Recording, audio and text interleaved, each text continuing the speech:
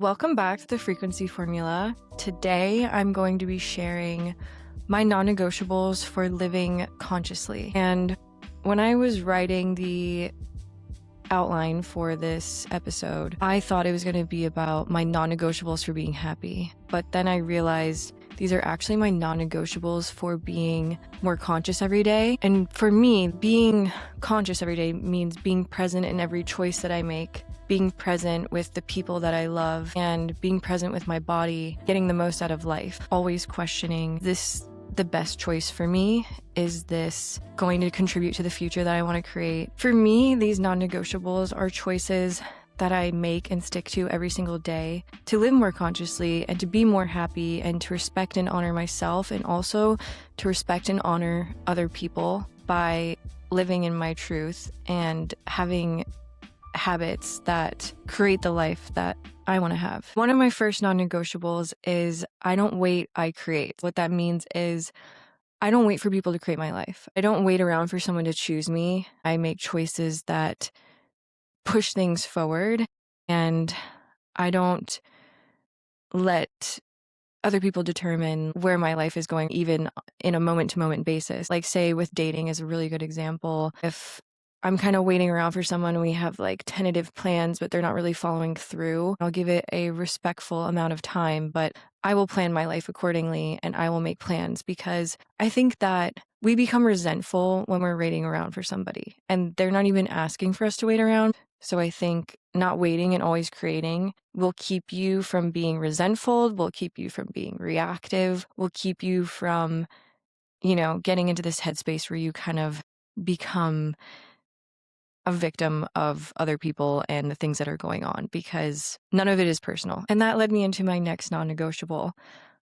I don't take things personally. No one is against you. Everyone is just for themselves. Most things that go on for other people have nothing to do with us and everything to do with them. There's nothing we can do about that. We can't control other people.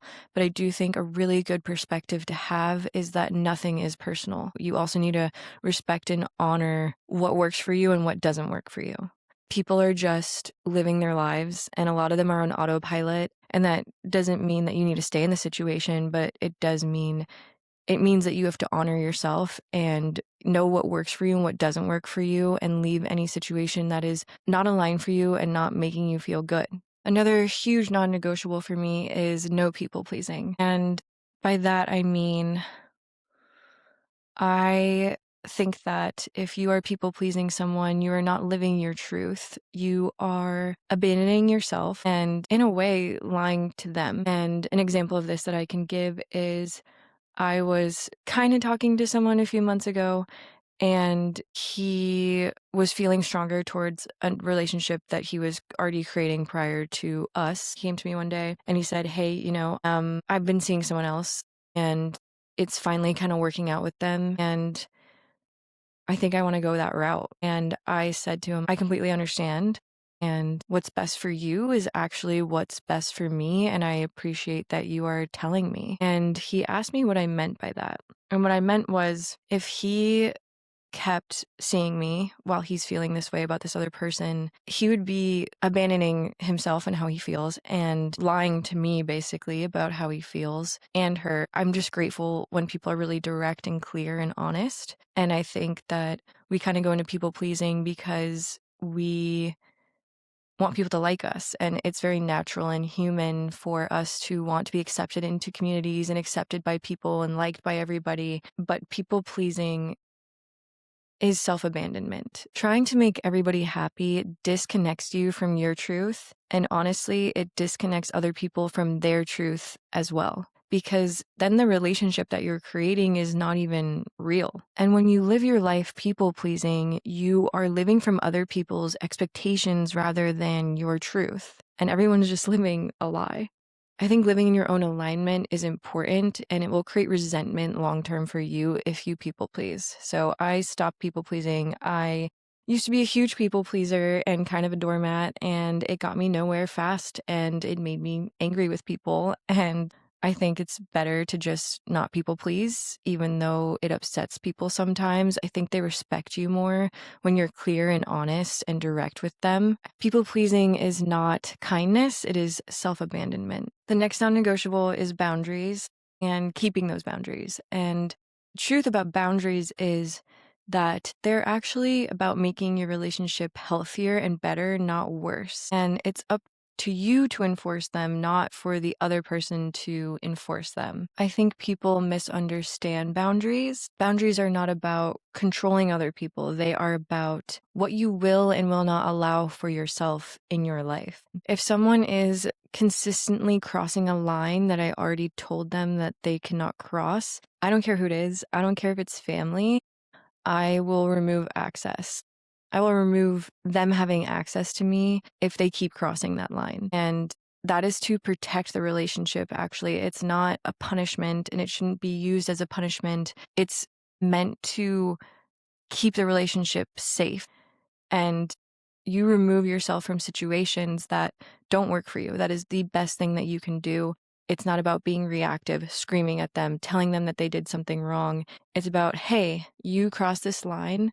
I love you. I care about you. I want you in my life. And that is why I have these boundaries, so that we do not create a relationship where there's resentment or unkindness. And that is why this boundary exists. And I'm going to remove myself from this situation so that we can keep this relationship healthy and good. And a lot of people might be reactive about that and not completely understand that. But in my experience, I've had to do this with people I'm extremely close to.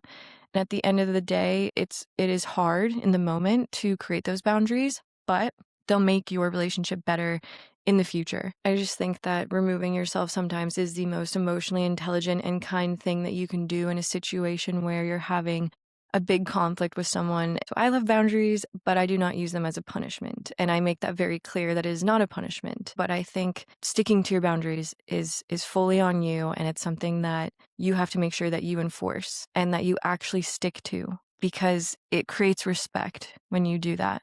When you say that you're going to have a boundary and you don't actually follow through with it, that's when people start to take advantage and not respect you.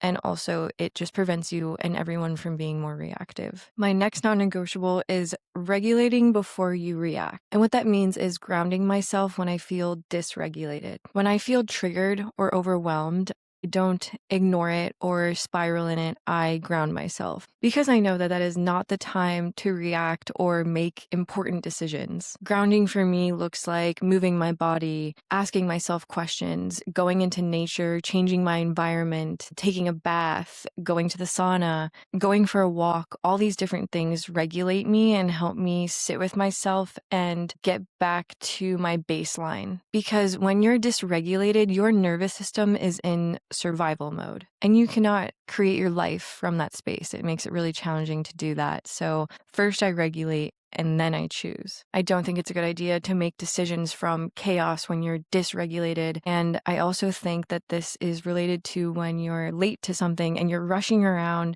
and you're grabbing things and you're not moving in this way of calmness. It's like when you're in that, you almost always trip and fall, break something, get in a car accident. You're dysregulated and everything around you is chaotic. So I think it's really important to take a deep breath, get present with your body, maybe do some 4-square breathing, and regulate yourself before you do things. Even if you have to drive somewhere. I've been in situations where I've been in a rush and I've literally gotten in a car accident because I'm so chaotic and dysregulated. So I think regulating yourself is extremely important, and learning how to do that is one of the most important things that you can do for yourself. And honestly, if you're someone who wants to have kids, learning how to regulate yourself and show them that and teach them that is one of the most beautiful things that you could do for yourself and them. I think people are learning more and more about regulating themselves, but a lot of people don't actually know about it, and it's extremely important. And I honestly think it should be something that's taught in schools, a lot like taxes. I'm 31 and I still don't understand how to do taxes, but I do think taxes and nervous system regulation should be taught in school, because it'll make your life so much easier to learn how to regulate yourself. Another important non-negotiable for me is no negative self-talk. And that does not mean that it does not happen. It means that when I have a negative thought about myself or I'm talking to myself negatively, I consciously choose to stop it in its tracks and question it. And, ask myself, is this how I would talk to my best friend? Or I shared this tool in a previous episode. I asked, who does this thought belong to? Is this mine? Or am I picking up on it because I'm aware and possibly it might be someone else's? But I think asking yourself, is this how I would talk to little Alexa? You consciously have to stop yourself and ask yourself a question and change your thought pattern in that moment. It is a little moment where you can stop it and change it. And this is really where reprogramming your brain comes in. It's when you get a negative thought and you question that thought. And that is metacognition, which I was reading something recently, and that is one of the highest forms of intelligence is questioning your own thoughts. It does take work, it does take time, but over time, when you have those negative thoughts and you stop yourself, you start reprogramming your brain and it becomes automatic to you instead of having to constantly consciously do it. And sometimes you want to give yourself some time to sit in your sadness and to be with it. And I think that the biggest times of growth is when something goes sideways and you didn't want it to happen and it sucks and it is happening to you, but your mindset about what is happening is the determining factor of the outcome. And you determine the outcome in each and every moment of that experience, whether it's a breakup or grieving someone or anything like that. And an example of this is when I was 19 years old, my best friend committed suicide. And when he committed suicide, I was really upset. And I was beside myself. I was 19 years old. I definitely didn't expect to lose a best friend. I thought the next person I'd probably lose is a grandparent. And all these thoughts came in that I could have done this better and done this better. And the day he passed away, he actually called me and I couldn't pick up because I was buying a car. And we were texting. He was like, hey, are you coming to my yoga class today? I was like, hey, no, I love you so much, but can't come. And that was over text. And then hours later, I heard that he had passed away. And I was at a friend's house and I was absolutely beside myself. I was laying down in the middle of the road. I was with friends that he also knew and I didn't know what to do. I didn't want them to know what was happening because I didn't want to scare them. So I went and laid in the middle of the road and just, ugly cried for I don't even know how long. And since he reached out to me that day, I could have went into all these negative thoughts like, wow, I'm such a horrible friend. I wasn't there for him when he needed me.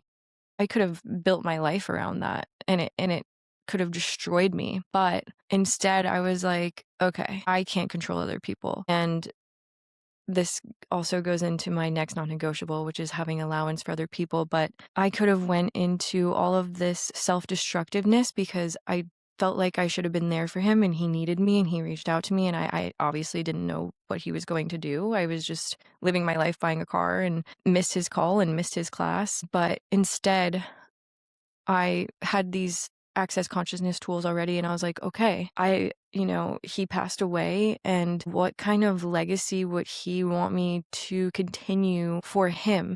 And that was me changing my mindset because I could have went into the blame and the shame and the regret of losing him and that I wasn't there and I could have maybe stopped it and, I'm a piece of shit for not being there for him and when he needed me and he was always there for me when I needed him and I wasn't there for him the one time he needed me.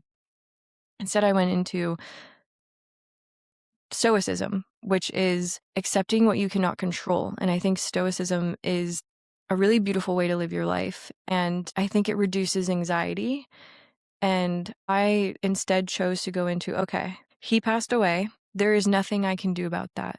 But what would he want for me to take away from this? And he was always a very kind and very sweet person. He was very popular in high school. And I was like, okay, I can be kinder to people. I can be there for people in a deep way that makes them feel felt and heard and seen. And I can connect with people in the way that he did and live on his legacy that way. And I think that would make him happy and proud. So, I chose that instead of beating myself up. And honestly, if I'd gone the other way, I probably would have been extremely depressed. I think that mastering your mind is one of the things that'll make you happy beyond any amount of money, any relationship, any perfect body. You can't even enjoy those things if you don't master your mind and have a sense of peace and regulation and control over your thoughts. It takes the enjoyment out of it if you are always beating yourself up or thinking about negative things and,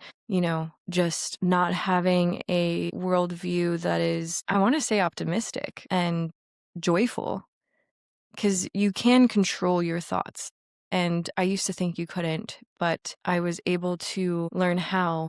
And I think that increases your enjoyment of life so much. And that's what I think life is about. I think life is about having fun and enjoyment. And the more fun and enjoyment that people have, the more conscious they will be, because they will want everyone else to have that too. Another non-negotiable for me is allowance for yourself and for other people. Allowance means accepting that other people are allowed to make their own choices, even if that means that those choices are painful, confusing, or hard to understand. One of the hardest things that I've ever had to experience and process is losing my best friend to suicide. And one of the things that helped me get through that was allowance for his choice. That doesn't mean I agreed with it. That doesn't mean that it didn't hurt. And that doesn't mean that I don't absolutely wish that things were different. But having allowance helped me stop fighting the reality of what happened. It helped me grieve without staying stuck in the anger and the sadness and the regret. And it stopped me from having the illusion that I could have controlled the outcome. Allowance doesn't remove grief, but it does remove your fight with reality. Another non-negotiable is being intentional about what I consume. So whether that be my feed and who I follow, the news, limiting my time watching the news, obviously staying informed and knowing what's going on in the world, but limiting how much of that I watch, the people that I hang out around and I allow into my life, and the things and thoughts that I consume. I think that these things affect us more than we realize. And I think that it's important to be really intentional about what you're consuming and what you're listening to and who you're getting advice from. I think that the people that have the best interest at heart for you are people who are actually asking you questions instead of telling you what to do. And if they are giving advice, does that advice feel good to you and expansive to you, or does that advice feel contractive to you? So, being really intentional about what you are feeding your mind and what you're telling yourself, it creates your mindset and it creates your perspective on life. And I think it's really important to consume things that make your life better, not worse. I used to follow a lot of, models and influencers and things like that on Instagram when I was younger. I don't think that those people were really making my life better.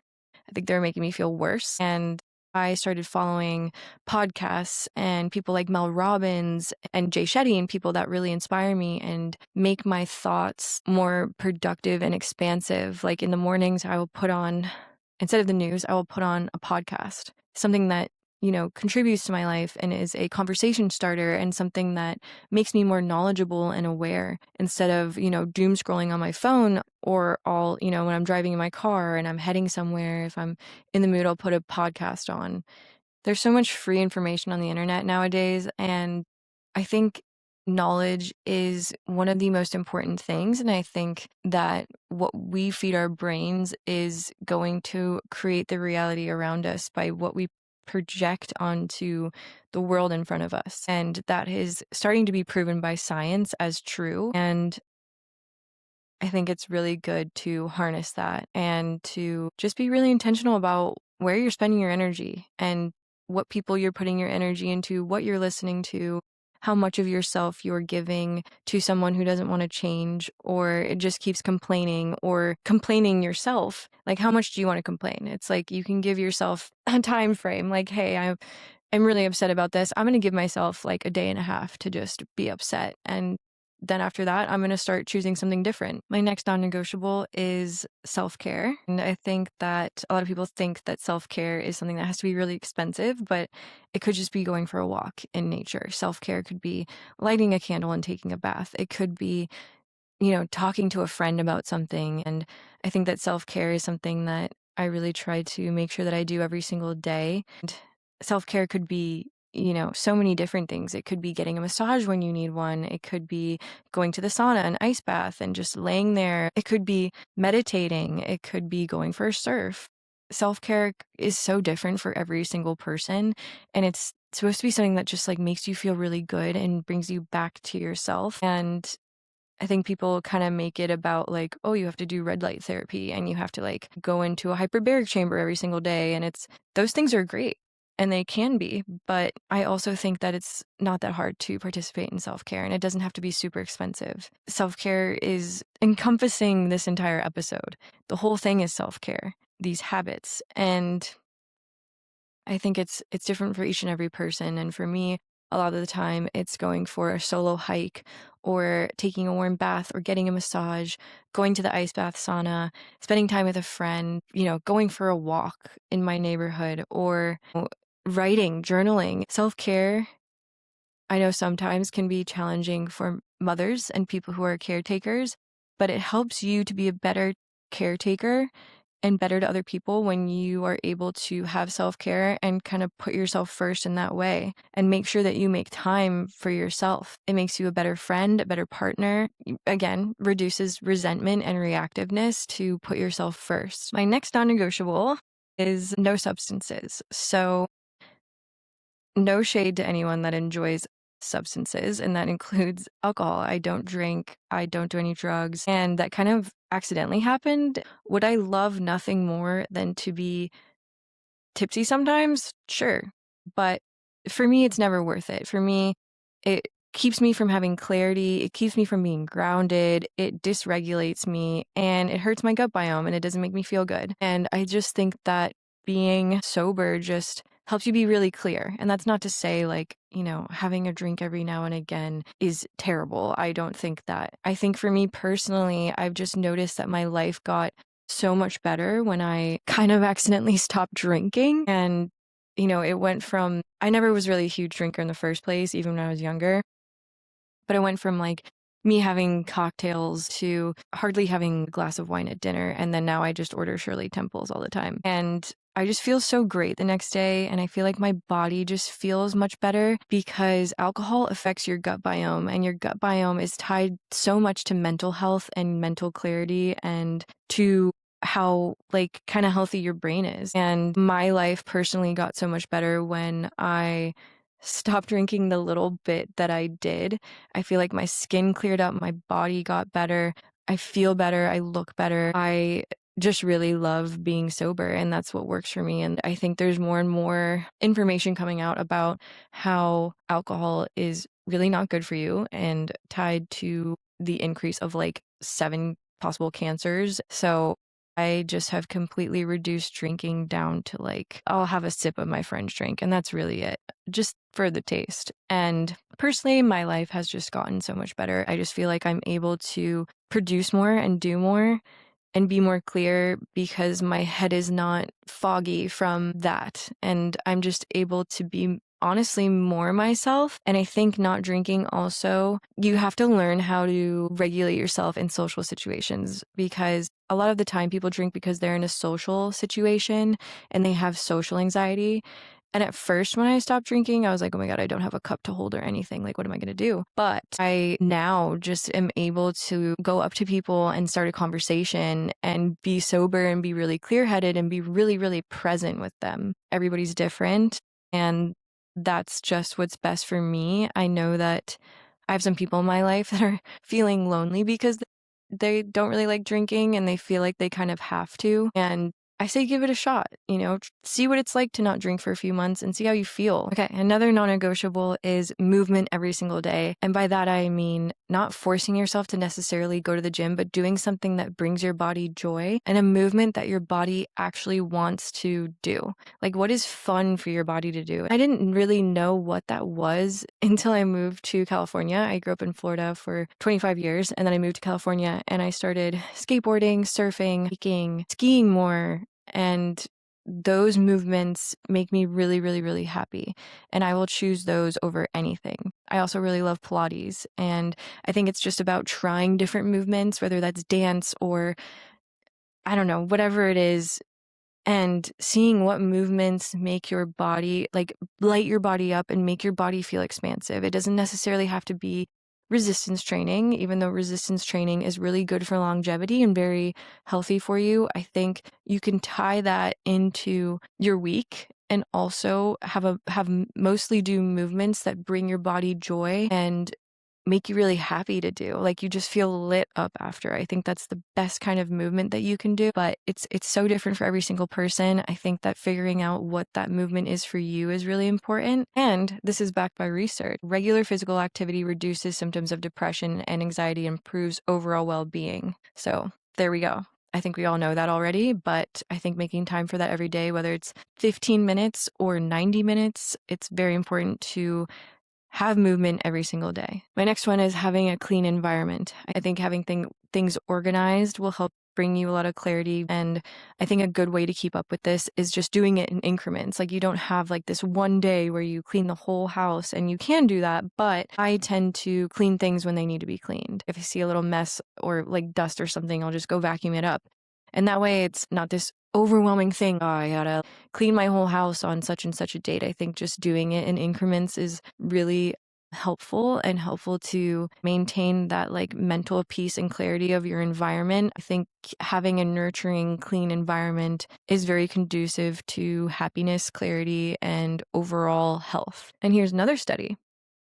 In a UCLA-led study, women who described their homes as more cluttered showed less healthy daily cortisol patterns and more depressed mood over the course of the day. So keeping a clean space helps you keep your peace. Another non-negotiable for me is financial awareness. And when I was in my early 20s, I would completely avoid financial awareness. I would not look at my credit card because I would go to New York City like every other weekend in the summertime, and I would just rack up the amount on my credit cards. I had no idea what I was doing, and I would just avoid it. I just wouldn't even look at it. And I think that is actually the worst thing that you can do. So I think financial awareness is a non-negotiable for me. Knowing where you're putting your money, what you're spending money on. I like to put things on credit cards because I like to have travel points, and I will pay that credit card every single day. Like, I will go check the balance and pay it on the spot. It's really, a little bit time consuming, but that is the way that I like to do it. And that keeps the balances down and have no balance at the end of the month. And that way you're not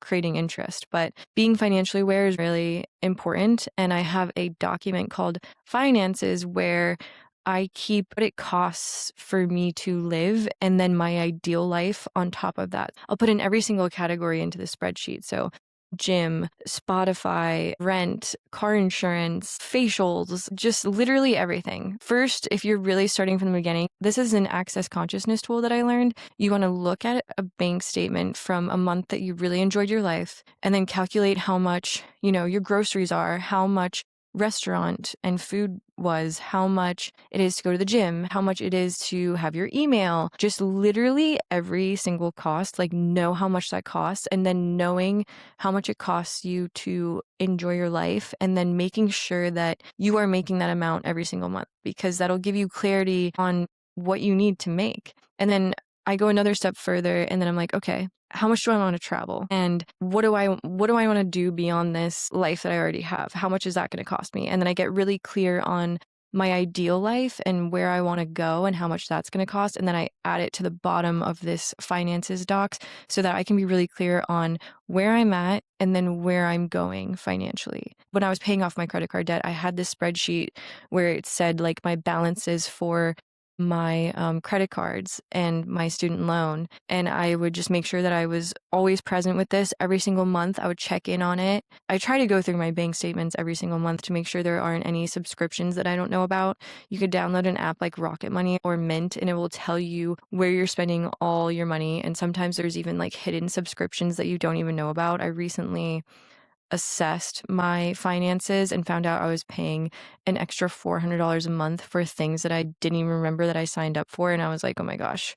But I think financial awareness is a huge non-negotiable, and I wish I harnessed it a little bit more when I was younger, but you live and you learn. Another non-negotiable for me is dressing well and showing up well. I think no matter what, people are going to judge us, and their first impression of us is what we are wearing. Unfortunately, I don't love this, but that's how people work. they will treat you a certain way based on what you're wearing. That's just, for me, I just think that's how life is and just the human condition.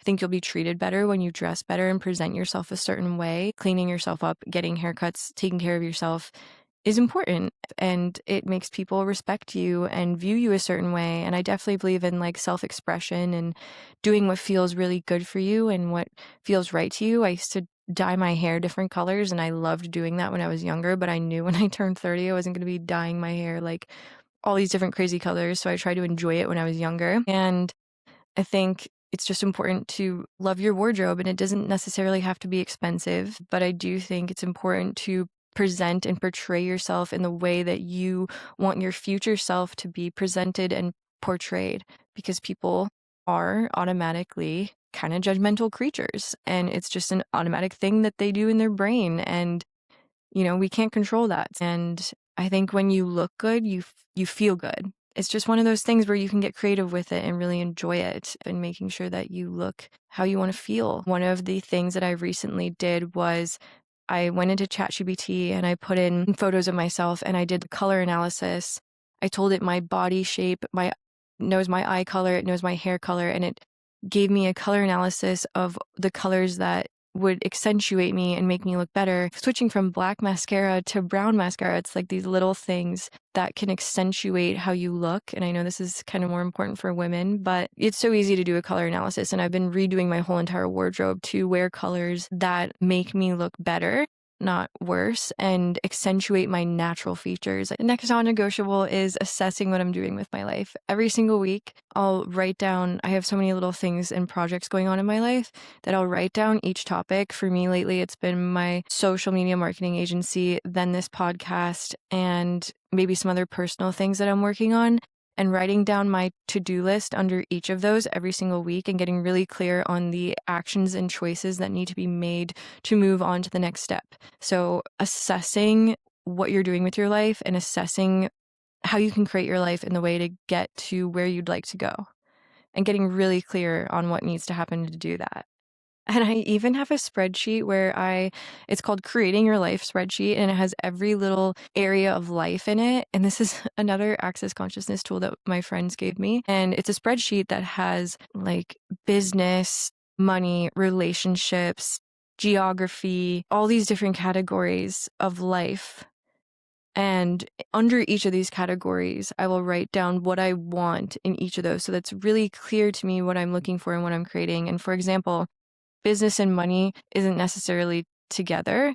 In business, I could want sponsors for the podcast, or for my social media marketing agency, I could want more clients, or clients that are really fun to work with, that have really meaningful businesses and make an impact on the world. And I write those all down in different spreadsheets. Or for, relationship, it's like I want a really nurturing relationship where we lift each other up and don't bring each other down and make each other's lives more expansive. And, for body, it could be I want to make sure I have movement every day. I want to build muscle in my back so I can be a better surfer and paddle better. An example of geography, where do I want to live? Where do I want to travel to this year? Just being like really, really clear on what I would like in each area of my life and in creating my life. I think it really just writing those down, I remember reading something about how writing these things down actually help you create them more, because you have more clarity around that and you will make the choices to have those things if you're, consciously aware of what you want and what you want to create. And relationships can also include like,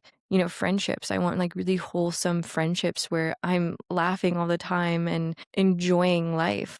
And I think just writing all these down is really important, and it just really helps create clarity. So I have my Creating My Life sheet, which is something that I fill out with all these different categories.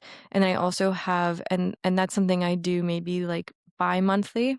And then I also have weekly the different, business areas I'm working on in my life, like this podcast and my social media marketing business and some other things. And I'll have the little to-do lists under each of those and start checking them off. I'll put them in Asana and assign like a date that it's due so that I can make sure that I get that done. So it's all in these little choices and little habits that we make every single day that creates what our life is.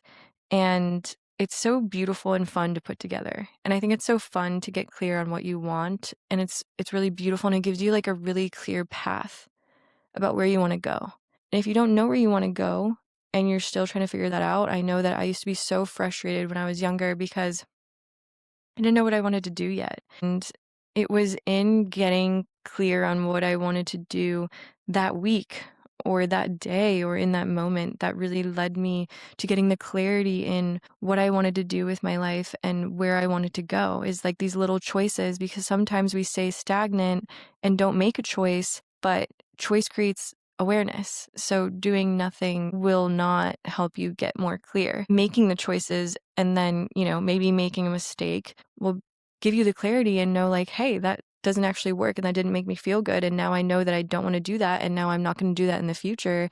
And now I have more clarity with who I am and what I want. So I definitely recommend doing a creating your life sheet and every week assessing what your targets and goals are and the things that you need to accomplish, because it's in your daily habits that are what create your life and make it what it is. I also think a really important non-negotiable is staying connected to your purpose. And that means knowing what your values are and what you came here to do and accomplish. For me personally, I feel a deep purpose to bring people more consciousness, or the choice to become more conscious and to get more present in their lives. And that is a huge purpose for me and something that I've always dreamed of doing and contributing to people. And that's why I'm creating this podcast. And for someone else, it could be becoming a mother. And I think that that is something that I also want to do, but this is the most important thing to me right now. And I think being really connected to your purpose and knowing what your purpose is important, and checking yourself and making sure that you don't go off trail and drift away from that, and getting really, clear on what your values are and why you're here and what you want to create in this life is really important. And this might be kind of weird, but I'm someone who almost on a daily basis, I think about my deathbed, and I'm always thinking like, what would I regret on my deathbed? What will I regret not doing on my deathbed? And what is important to me? And what is important today? And what do I need to create so that when I am at that point on my deathbed, I'm proud of the life that I had and what I gave to the world and what I contributed to the world? That is something that I'm almost always thinking about. It's very existential, and that can sometimes feel a little bit heavy. Thinking about that for me leads me to having the most fulfilled, most present, and beautiful life. And thinking about that also makes little anxiety and little problems feel very minute. And I really love existentialism and I really love stoicism, because I think that they really help people to reduce their anxiety, reduce their depression, and bring into their forefront what they can control instead of focusing on what they cannot control. So I think having a deathbed perspective will put whatever you're going through into perspective. Will this matter at that point? Whatever I'm going through right now, will this matter? And how can I handle this in a way that's more nurturing for me? And how can I handle this in a way that's going to make me really proud of myself on my deathbed? That's how I function. And it makes me feel more peaceful with my choices, because I'm looking at it from this more aerial view rather than zooming into this little problem that's happening that's not going to matter in a year or 10 years or when I'm at the end of my life. Most things are not, life or death. And I just really like to look at things from a very existential and stoic perspective, because it just it just helps. It just helps me reduce anxiety. I've always been very introspective and a very deep thinker, and always questioning myself. And I used to be self-conscious and not the most confident, but all of these things and this perspective has helped me so much to be really, really present and not overthinking things in the moment. And I'm able to look at things in a very expansive way instead of wondering if, I'm being awkward or something. I'm off, thinking about something deeper rather than like, am I being awkward, or was that weird of me to say? It's like none of that matters. Like none of that matters. And when you don't judge yourself, other people don't really judge you. So, yeah, I think being connected to your purpose and looking at things from a place of what do I want to create here and what do I want to do with my life, and checking in with that and checking in with your values is going to make you have an overall greater life experience. And I know that I'm just one person, but one person has such a huge impact and ripple effect on everyone that they come into contact with. Like, when you meet someone and they're like a bad egg and they're just like so negative, it's like you can let that mess up your entire day by experiencing that person. But it's really in each and every one of us to choose our joy and to be more conscious and present. And that will affect the entire world. Just one person. If we can change one person's life, we are changing the world. Your frequency is not something that you think about occasionally. It is the result of all of the little choices that you make every single day. It's about what you tolerate. It's the environments that you stay in. It's the thoughts and the people that you entertain. It's the habits that you normalize. It's how you treat yourself and what you repeatedly choose over and over again. And when I really look at it, these non-negotiables are not about happiness necessarily. They're about living more consciously. It's about refusing to live on autopilot. It's about asking yourself better questions. These non-negotiables are about living my life in a way that is more intentional, more peaceful, and more aligned, not just for myself, but in the way that I move through the world. And that has an effect. Thank you for listening to the Frequency Formula. If you enjoyed this, please share it, please subscribe, and please send it to somebody that you love.